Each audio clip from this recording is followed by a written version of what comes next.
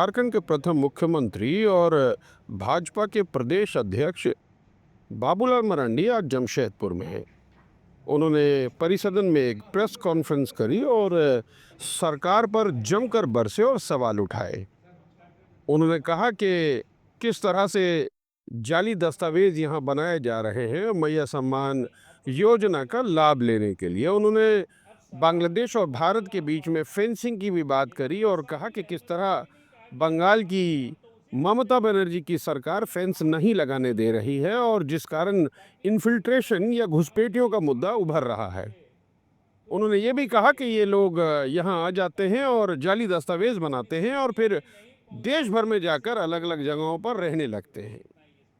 उन्होंने हवाला दिया एक साहेबगंज के मामले का, जहां पर इस तरह की घटना का एक खुलासा हुआ था और दिल्ली या बम्बई जांच में इसका पता चला था कि दस्तावेज जो हैं वो साहेबगंज के बने हुए हैं और शायद ठीक नहीं हैं।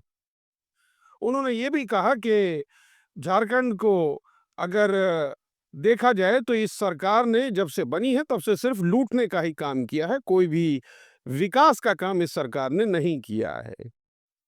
हेमंत सोरेन पर वो जमकर बरसे और हर बात में उनकी आलोचना की। उन्होंने पहलगाम पर भी बात करी और अ, बाकी बातों पर भी हर मुद्दे को उन्होंने खुलासा करने की कोशिश की और प्रेस से बात करी। आइए सुनाते हैं क्या कहा बाबूलाल मरांडी ने।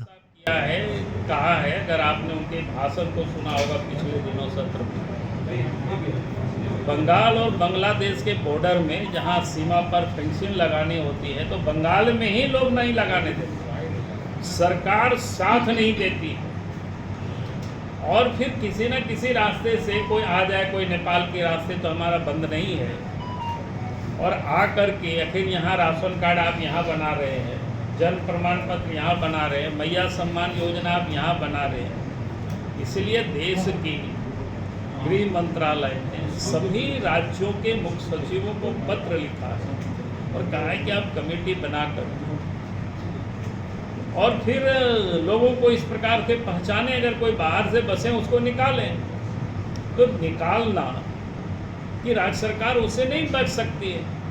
और आप सबको ध्यान में है कि आप लोग कहीं भी जाते होंगे, किसी होटल में ठहरते होंगे, आप अपना आईडी प्रूफ आपका लेता होगा। क्यों लेता है? ताकि कोई भी व्यक्ति इलीगल तरीके से यहाँ नहीं रुक रहा, कहीं भी आता है तो उनको जो रुकता है फिर उसका आइडेंटिफिकेशन लेता है, फिर उसको लोग थाना में जमा भी करते हैं कि हमारे यहाँ कौन कौन बाहर से लोग आए विदेश से, क्योंकि कल जांच होगी तो फिर पता चलेगा कि भाई आपने इनको कैसे रहने दिए।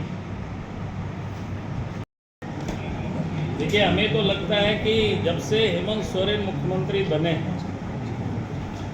तो झारखंड में लूट ही मची होगी।